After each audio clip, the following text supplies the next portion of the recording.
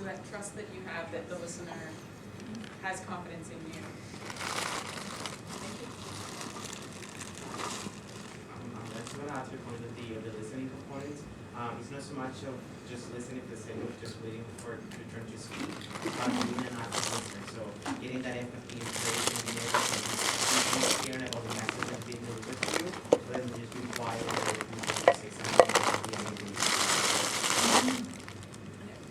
Possibly these are just good qualities of being a good listener. Right, exactly. That's what I wanted to say. Yeah.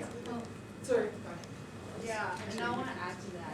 Listening is not just with your ears. One, you need to give people the time to gain the confidence to tell you about a failure story. Sometimes they're not comfortable, and sometimes you let them take that moment or minute or like. You need to be patient. And then you need to be attentive. You need to get rid of the laptop, the cell phone, whatever it is. 100% you gotta be there. If it's, especially, you you look at their body language, you gotta listen with your eyes. There's a lot of, aspects of listening that's not just about your ears. All right. This next slide is. So I run this workshop a lot, and every group is different. Every one of us has slightly different needs in terms of what it will take to help us feel safe, sharing something that might otherwise make us feel vulnerable. So every group is different. The items up on the slide here are really the ones that I find that don't tend to come out of these discussions as much. But through a few years of doing this, I think are important to mention in a space where we're all going to be sharing our failures. So I guess the first thing, it's not up on this slide, but it's what we already discussed when we talked about the failure report, is that sharing a failure shows courage, right? It shows that you're learning, that you're taking risks. There's no shame in failure. We've all failed. So coming from that place as a listener, I think another important part of that is that to recognize that failure is relative. Possibly you've experienced this with your own failures, where something that seemed like a horrible disaster last year now appears like, oh, well, that wasn't so bad because it led me to this. And so there's this dynamicism to failure that it changes with time, as well as with evaluation criteria and perspective. To the first point on the slide here, I've been in a room with 5 people sharing their version of a failure and got 5 different stories, and how deep the listening or the learning can get when you accept that everyone's view in that dialogue is true and valid and useful, and you're really listening. The second point, that it takes incredible courage to share a story of failure. You are going to hear a story of failure today, and it might seem surface level to you. But I can promise you that the person sharing that story always feels more vulnerable than you hear as the listener. So just hold that little bit of empathy there. It is your job to react positively. Never react negatively to a failure, which we've already practiced. I think it's important for this room to make sure we feel safe sharing our stories, to make sure that we promise each other that we won't retell each other's stories unless we are given permission. And the last point is really what the rest of the exercise is focused on, asking those so what and now what questions to push into the learning in a really respectful way. So we'll get to that in a second, but we've just uncovered what this room needs to feel safe talking about failure, so what it means to be a good listener. Now we get to work on what it takes to be a good teller of failure stories. And I have a couple of exercises to get us there and build that skill. And the first exercise, I'm going to retell my admitting failure website story, but I'm going to tell it really badly. And I would like you to tell me how to make it better. All right? So this is the retold story. I got funding from Engineers Without Borders to start a website so that failures and learnings could be shared. No one used the site. Engineers Without Borders didn't see the potential and cut funding to the project, so it failed. Why does this story suck so bad? I think you'll agree it's really hard to learn from it. Tell me how to make it better. Well, it's a complicated story. I I'm sure you had lots of reasons why you thought that people would use the site, and there were lots of things that you did to try to get people to use the site. It sounds like you just created it in isolation and walked away and then gave up on it, where that isn't the story at all. So to give enough depth to the story, to understand both some of the technical and even complexity in it. So maybe some of the feelings that you had along the way, some of the logistics that you were struggling with, and some of the work that you did do to make it succeed. Thank you. I think maybe also you can use a more positive language. If didn't see the potential and cut funding also sounds like you're pointing fingers to others to criticize what others do for you. I think if you said what I can do better to have more people use this site, it's more positive, but it's the same, different phrasing. Absolutely. The way I tell the story, you'd think that it was Engineers Without Borders failure, not that I came up with a bad idea that didn't work. Great, thank you. Yes. Sorry. So one, specific details. Two, building on her point, what did you do versus what didn't you do? Those kinds of details. Thank you. The personal investment in the whole encounter, also your motivation for getting it started, what it all meant to you. Thank you. Thinking back to what others were saying, if you present the story in such a negative way, people are uncomfortable with your failure. That's the point of this. So if you tell the story in a way that's so negative, people cringe back from you because they don't really know how to fix that or how to help you. So if you think about it and present it with something a little bit more positive, I think the listener, you're not the listener, because they feel more comfortable and then they start to actively listen to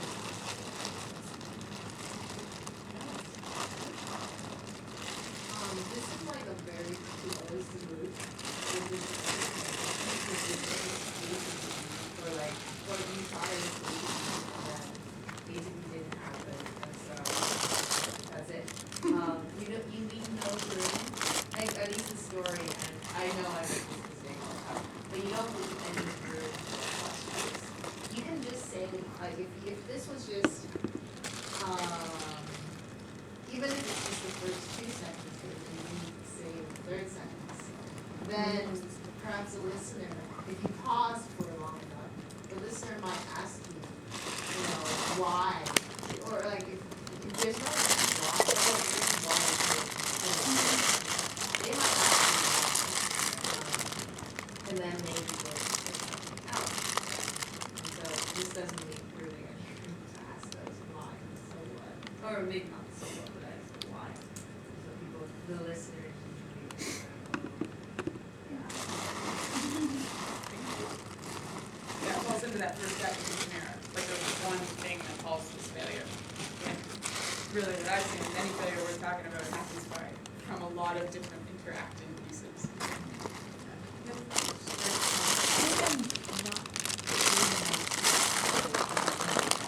It goes back to the question of why is this person telling me this? Is this person looking to vent? Is this person trying to cope? Because this sounds like a coping story to me.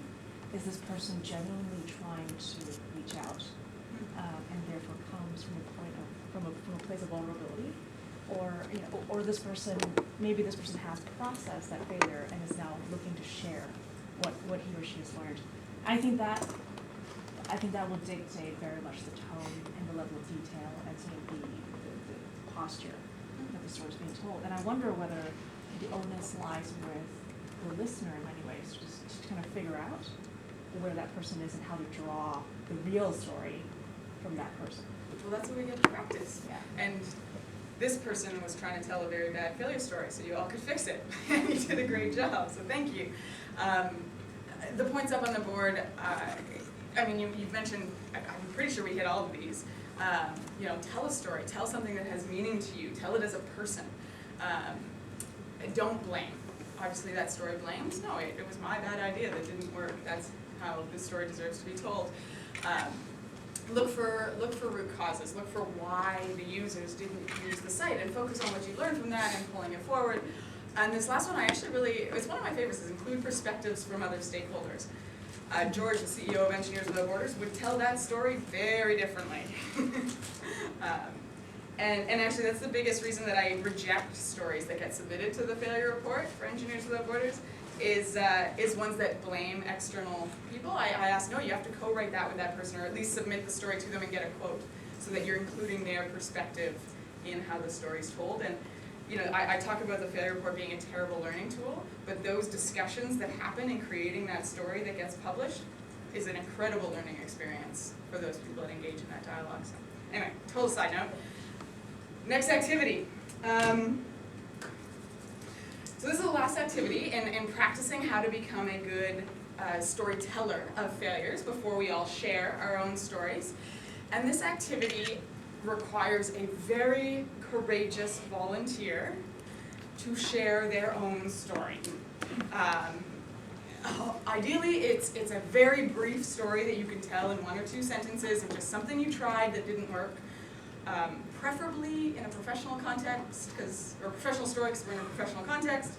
But does anyone have a story that's like really brief that they can tell in just a couple sentences? I'll take this woman in the yellow. First of all, thank you.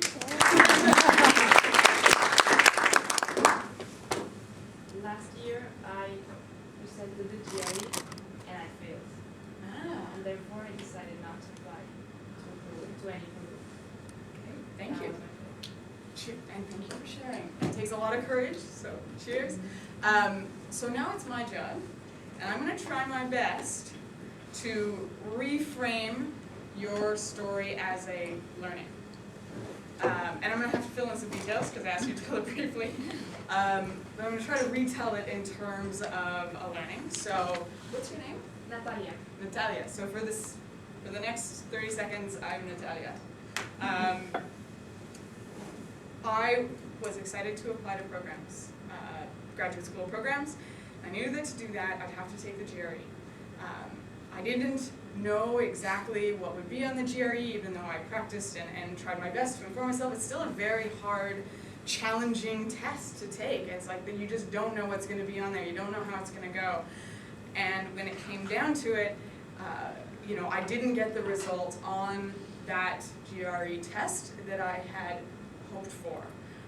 But through that experience, and here's where I fill in the details, I learned that that I needed to prepare more for these tests, that I went about it the wrong way and I didn't time myself well enough, that I would need to think about different things in a new way. Or perhaps that maybe GREs are for everything? That perhaps that type of business or that type of graduate program wasn't for me, and I wanted to get more specific, that I would actually excel at and be excited about learning. And so going forward, I take that knowledge that I gained through that experience, and I'm applying that to the next test I take. Okay.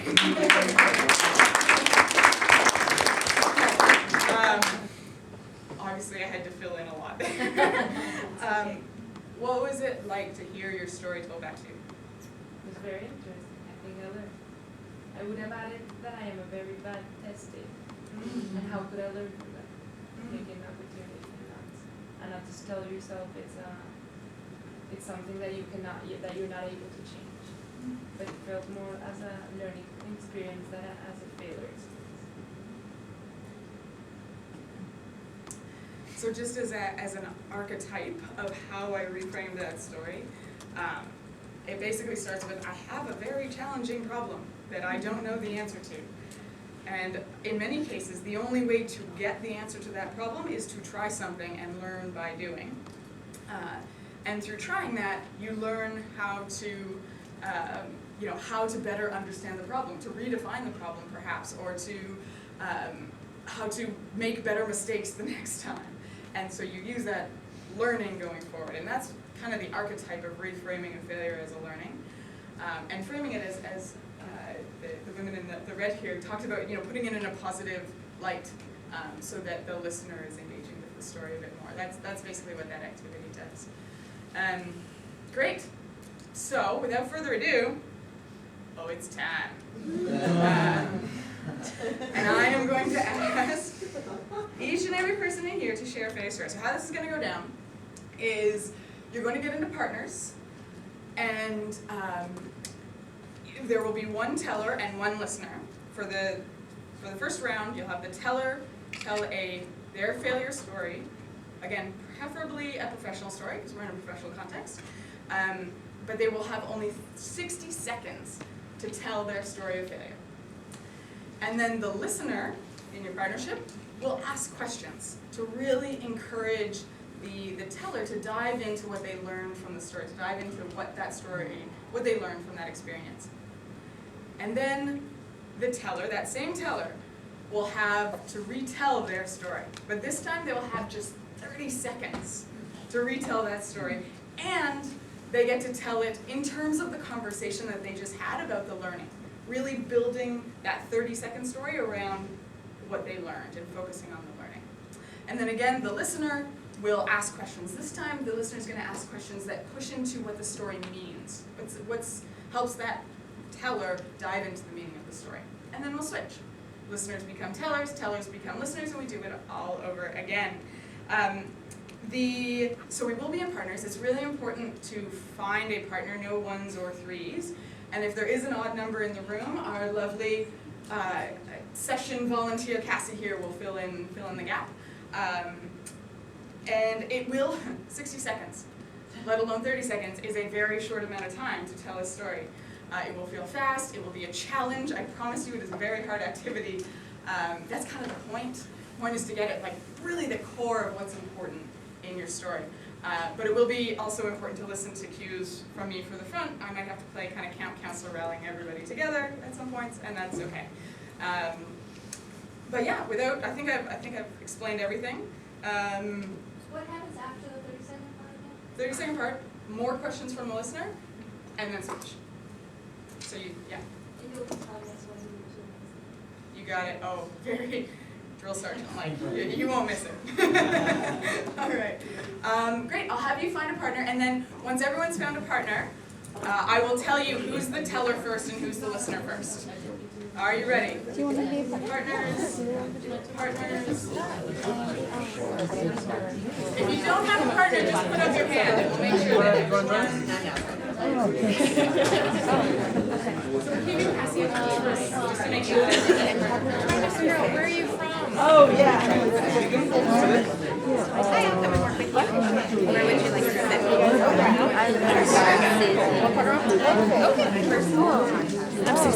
I'm safe. Safe. Great name. Great name.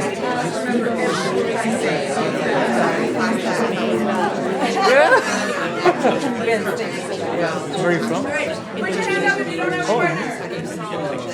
Hey, no sharing yet. It's going to be. Yeah. Oh.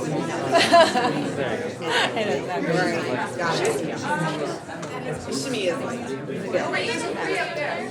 did say it though. and I was so frustrated. She did say it, but Like in the time you're frustrated, it's the watch. Okay, everyone has a partner. I'm going to give you a few seconds now because everyone is going to be sharing their story. Okay, so Everyone should take a few seconds now and think of what story they're going to tell. And then I will tell you who's the teller first and who's the listener first. All right? So does everyone have a failure story in mind? Okay? Seems we're doing okay? All right, people closest to that corner of the room are the tellers first, and people closest to that corner of the room are the listeners first. Are you ready? Your 60 seconds starts now. plain and smart is not part of the and using this as an opportunity to position my career in situations. That mentorship between the second and I was especially when I myself got an opportunity to be a partner. And I was still organization consulting opportunity All right, you're at 30 seconds, halfway.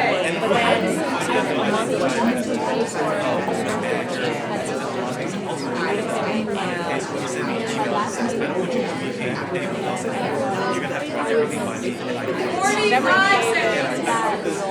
All the networking opportunities, all the things that make Yeah,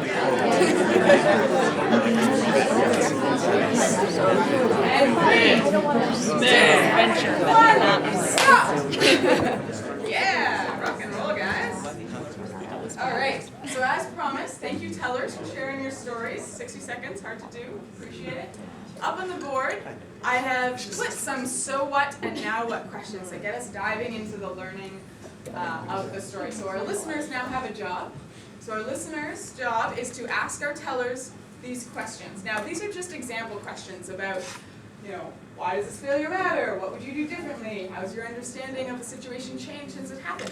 But these are just example questions. If you have other questions that are in your mind that you're curious about, feel free to bring those in that you think would help your partner dive into the learning aspect of the story. So we'll just have a couple of minutes for that dialogue now, and I encourage you, listeners, ask those questions.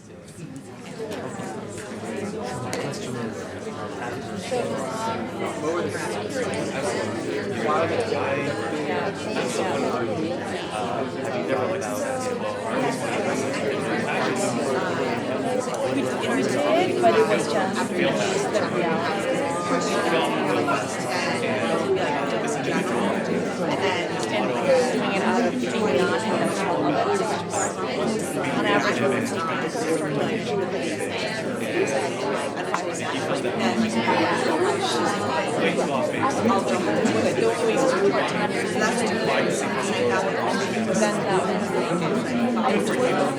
just what it ended up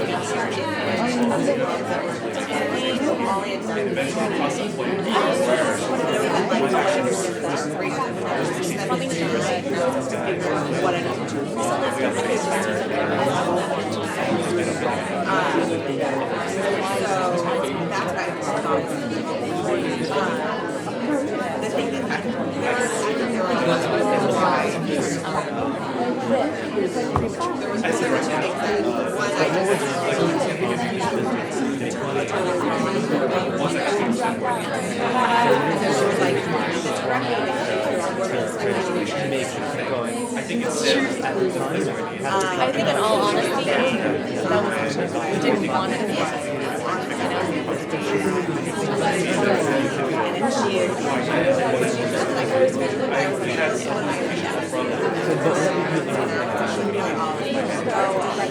Well,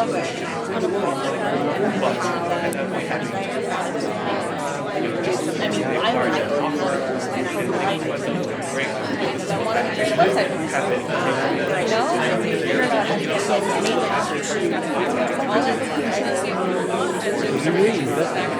Right.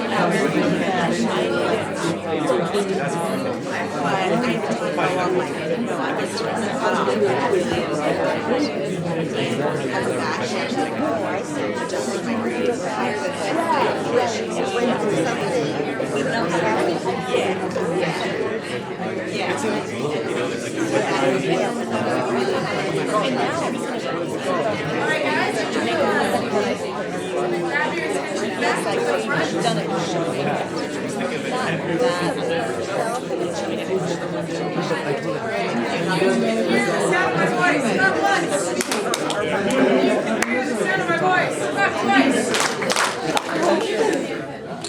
Beautiful. Thank you all. Okay. I did warn you I was going to play camp counselor a little bit. Great. So thank you all. Now, as promised, our tellers get to retell their story. But this time, have just 30 seconds. So think about that discussion that you just had, that learning that you've just discussed. How do you retell your story in 30 seconds? I'll give you a few seconds just to think about what that sounds like.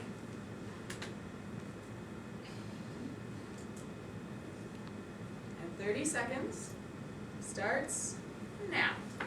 So I have a very rigorous feel for individual in my space.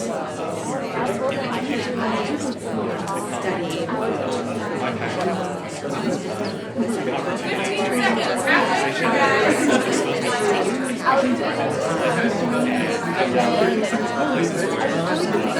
Learn skills that he previously did not.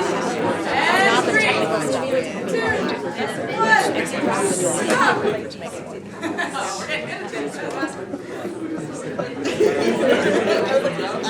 All right, thank you guys. So again, our listeners, it's your job to ask questions. This time, again, I have example questions up on the board.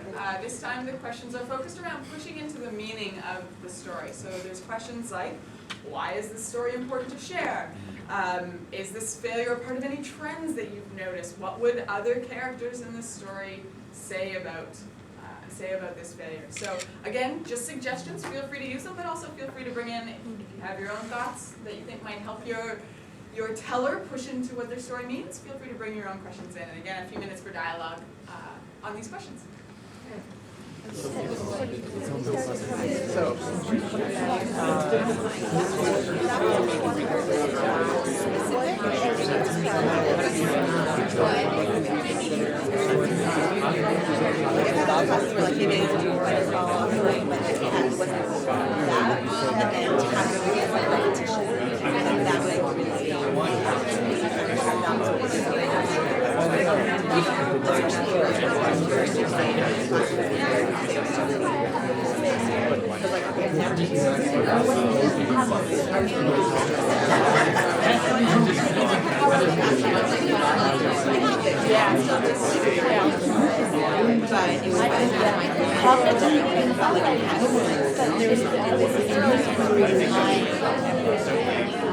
It's this fear of rejection. Even though I haven't actually done it. That's my Why is that bad?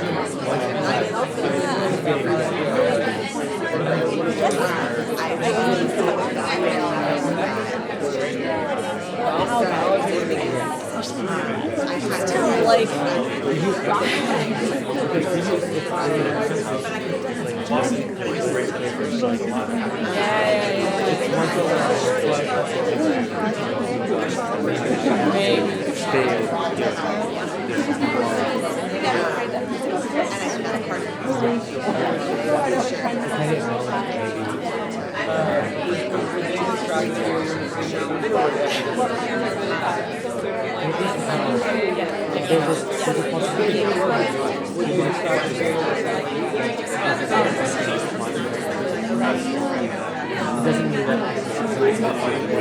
right.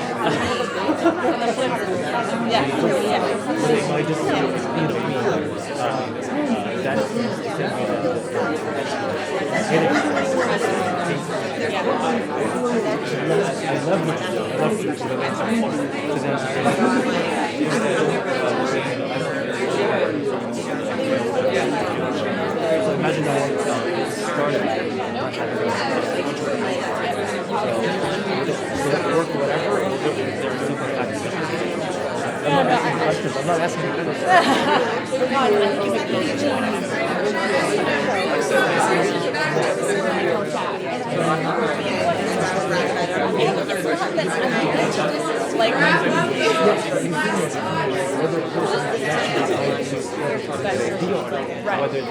timing is right.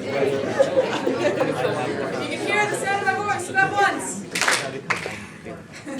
All right, it is time. Our tellers have worked so hard, telling a story twice, trying to reframe it. It is time to switch roles. Listeners become tellers, tellers become listeners. And we're going to do it all again. So you guys know the drill. Our new tellers are now going to tell their story, but they have just 60 seconds to do so. So I'll give our new tellers a few seconds to think about what that story sounds like. 60 seconds starts now.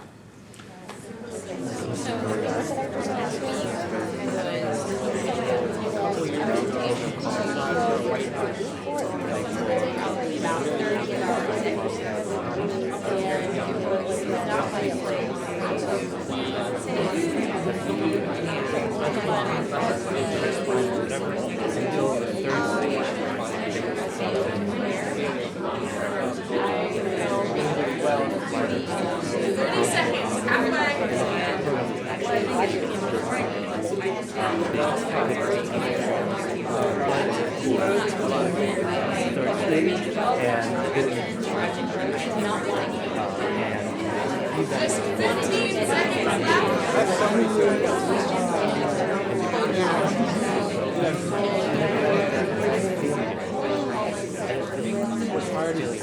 Three, two, one, stop. All right, good job, guys. Again, same learning questions up on the board. This time our new listeners are helping our new teller dive into the learning of their story. Again, the example one's on the board, but feel free to bring your own thoughts and questions that you have that you think will help your teller dive into what they learned from the story. Go ahead.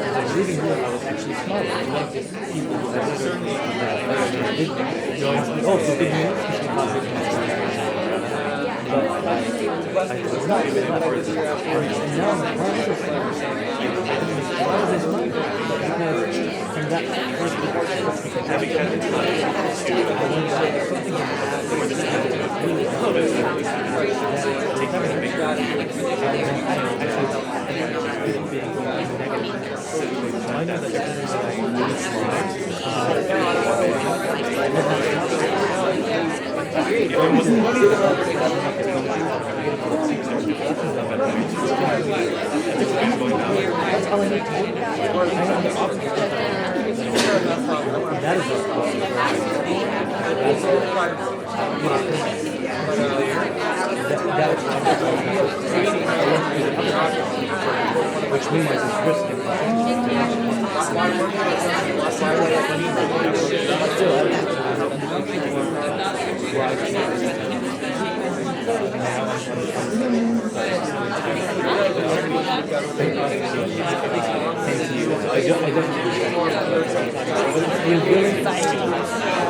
and it's very difficult, but we're willing to nothing about it. There's no All right, I'm gonna bring your attention back here. Yeah. 30 seconds. Oh, it's not. Because it's time for our new tellers to tell their stories again. This time in just 30 seconds, taking the richness of that conversation you just had about what you learned and reframing that story in terms of a learning, and this time in just 30 seconds. So, tellers, get ready. A few seconds to think about what that story sounds like. And 30 seconds starts now.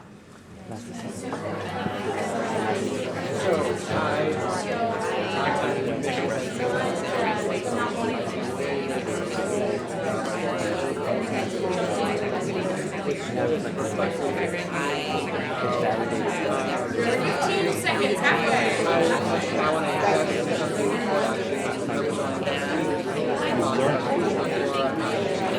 And 3, 2, 1,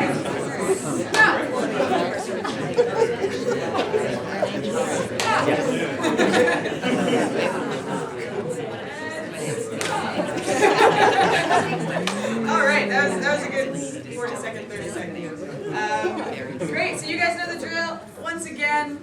last set of questions. Our new listeners are asking our new tellers questions this time that push into what the story means.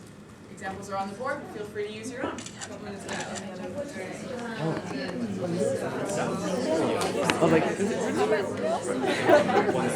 It's incredibly precise. you look like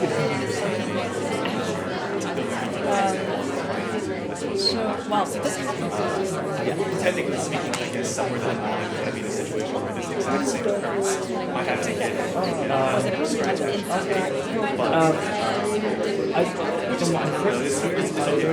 I'm curious to know. high school. The grade is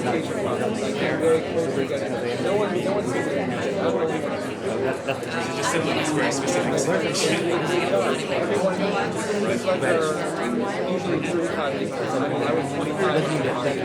After that,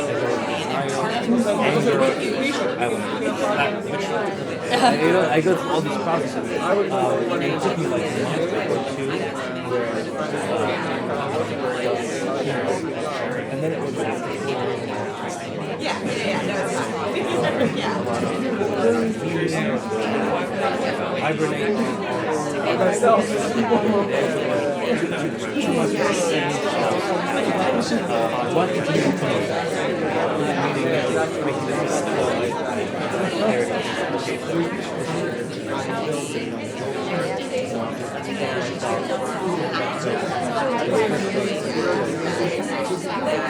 Yeah, I realized something about talking about the whole like that type of thing is too hard to say. I feel like, oh, there's no such thing. And then at the same time, job, what does that mean? Maybe I don't hear this number. That's what I want to figure all that stuff out. I'd say,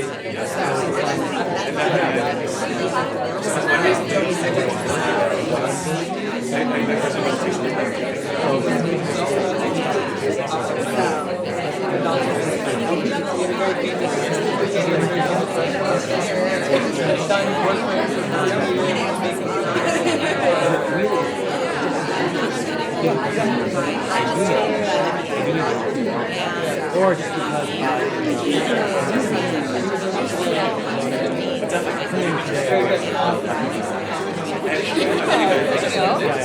I can make that. You mean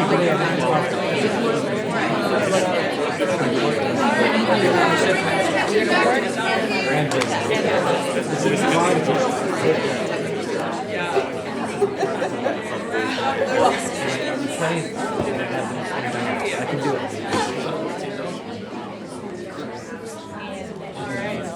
Because I would love to hear from you.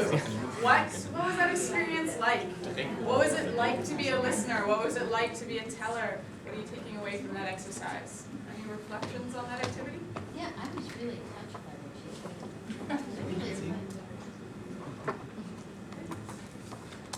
Any other, what was it like? I was surprised, I mean, this is always what happens, I guess, but I was surprised to find that I was more moved by being a listener and learn more from being a listener. Thank you. Yeah, I did too. For me, I really liked that in my story, he was like, I've experienced that too, and for his, I was like, I've experienced it. So like, you find that you're not alone. It's not a unique failure, that people experience these things. Thank you. And I felt that pretty much as the one that we connected. Before she told the story, I didn't realize it's something I could do with her experience. But after she said that, I think that was I felt a lot of her. Being a listener sometimes really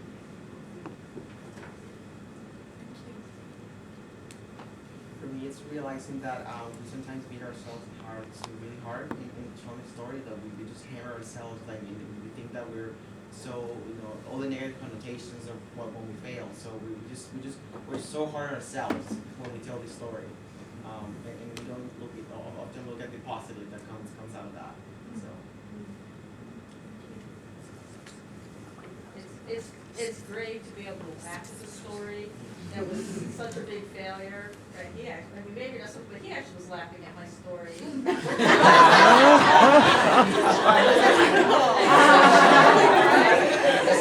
She was laughing, so I laughed. I was being pathetic. That's so funny. Thank you.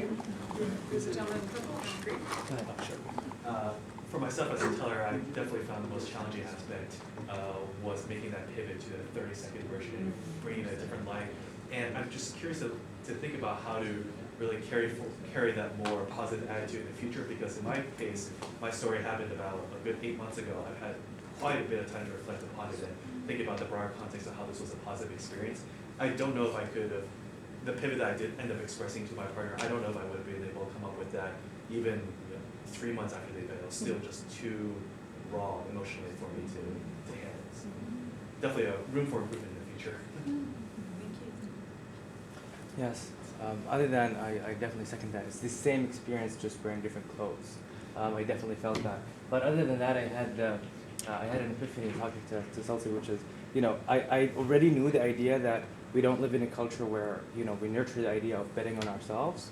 But seeing someone, I'm not who's obviously I'm not talking to myself now, I'm talking to someone else who's incredibly, I can tell from talking, with her and from the group session, she's incredibly smart, insightful, articulate, and I would bet on her. And the fact that she is not willing to bet on herself, or there's a fear about it, I'm like, I feel that. So just the idea of, oh my God, why don't we live in a culture where we nurture the idea of betting on ourselves? What's the worst that can happen? And I thought, what a shame. Thank you. I find this dialogue really comfortable, because this dialogue makes people more closer and feel more comfortable.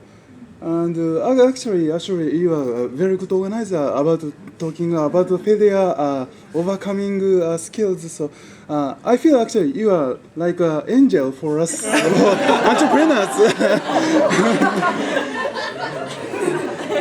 Yeah, that's my opinion. Anyone else? Thank you. I feel like you learn much more from the person telling the story. If she tells the story of a failure that she has had, instead of a success story. Like if she tells a success story, like, oh yeah, congratulations, under the back. But if she tells a failure story, I think it makes a deeper connection, and you know the person better, the values and what's important to her.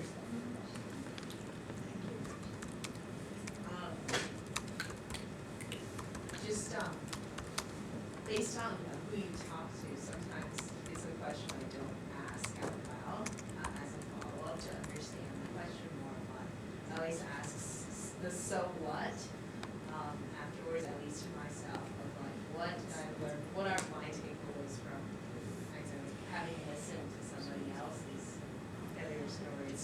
And I think it's very important that when we don't have the opportunity to share a failure story, when it is, really raw or right after something like that, right after a failure, that you kind of try to sit down and, try to ask yourself the questions that we were exploring during the discussion of putting yourself in somebody else's shoes,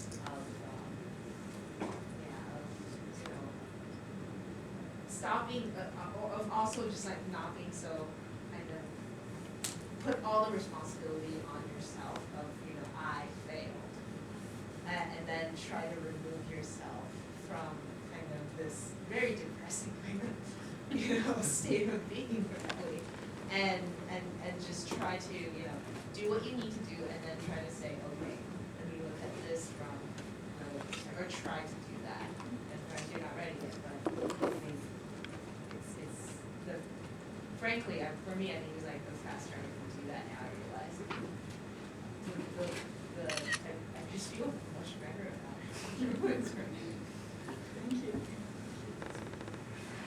Any other reflections on this? So this is actually not connected to the story that I shared with my partner, but one thing that I realized is that to be immune to failure, in a way you have to be sort of immune to success too. Because if your highs are really high, then your lows are going to be really low, and then failure is going to feel very heavy. And so in a way you have to like balance the responses to failure and success.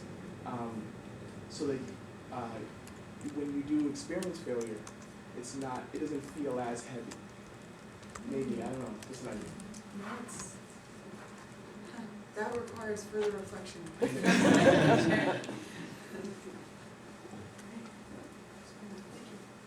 need to answer something about. Oh, please. But it's a reflection. I don't quite agree because I think what happened with this exercise was that I do not like to not live intensely things. So I just lived it intensely, but the exercise made me realize how that intensiveness can be a learning. If it's good or it's bad, both you learn. But not that I wouldn't like not to have the same like strong feelings for things. So it's more than learn from that. And thank you all for participating. Just before we move on to the next part, I would love for you to just turn to your partners and just thank them for sharing that story. I realize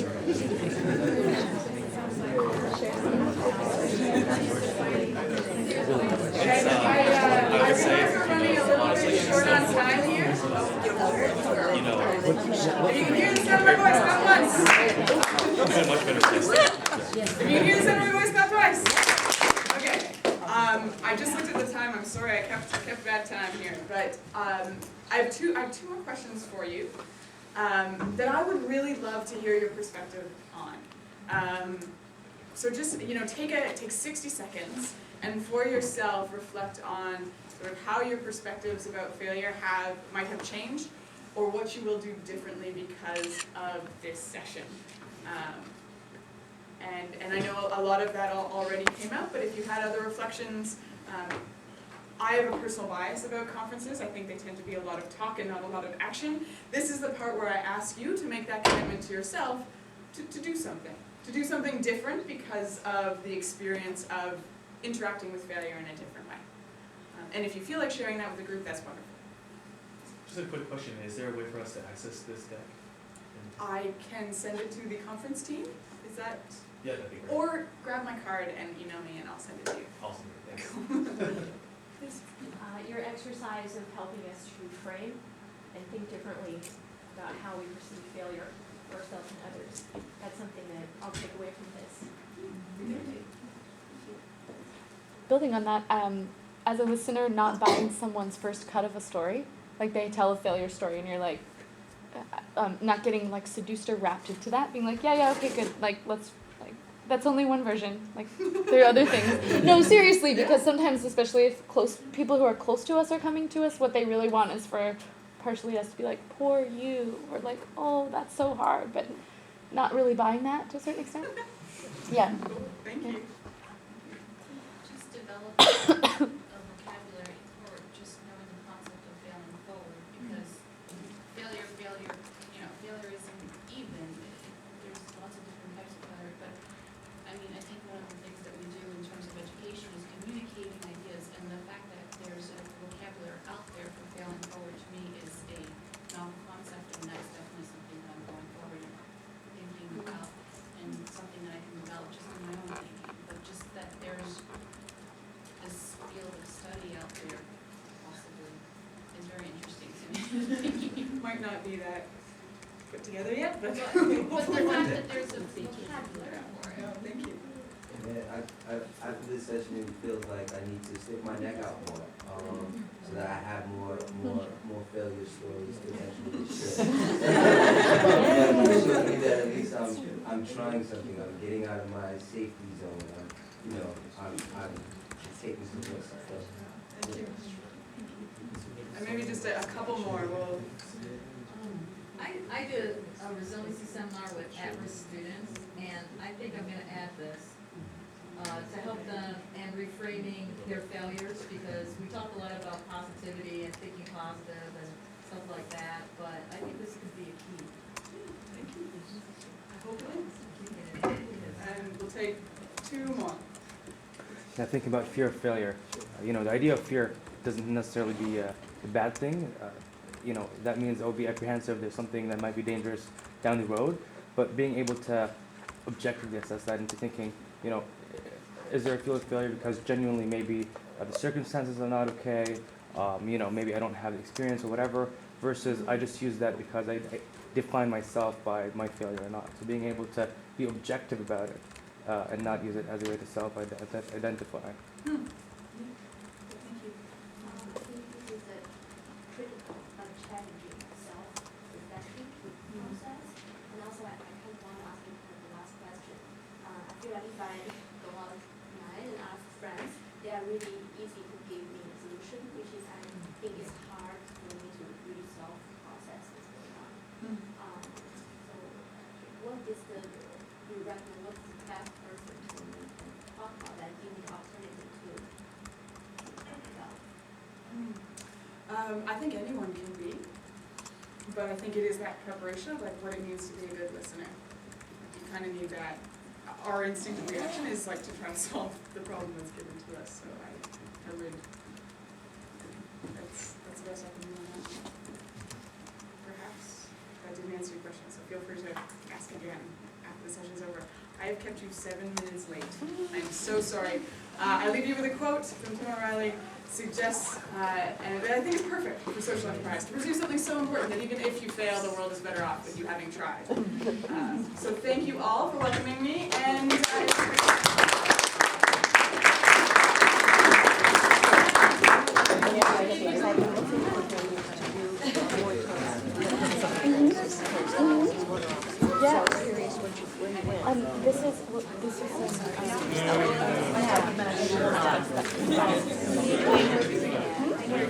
Right now?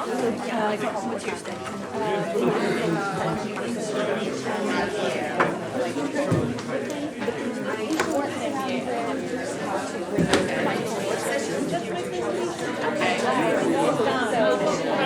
What really stood out to me about I do another kind of practice.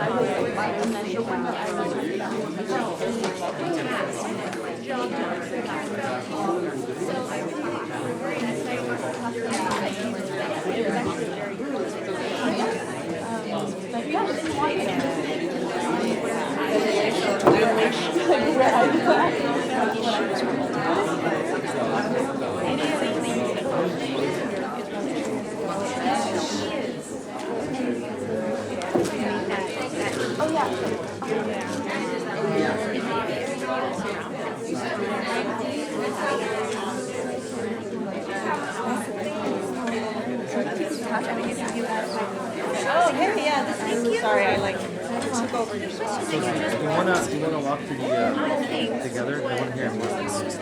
Maybe we can connect on LinkedIn. But I'm gonna say hi to the speaker and do Are you just venting, or are you looking for them to tell you a solution? I think what she said is really the key.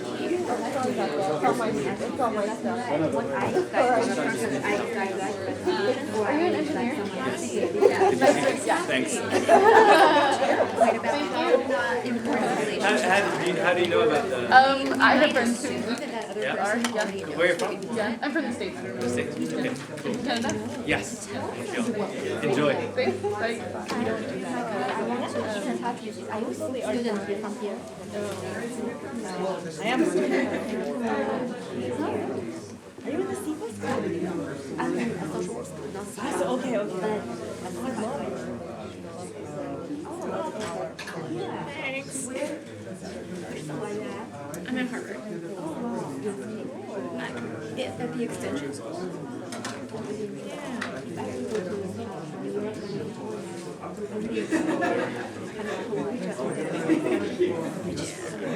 It does. Yeah.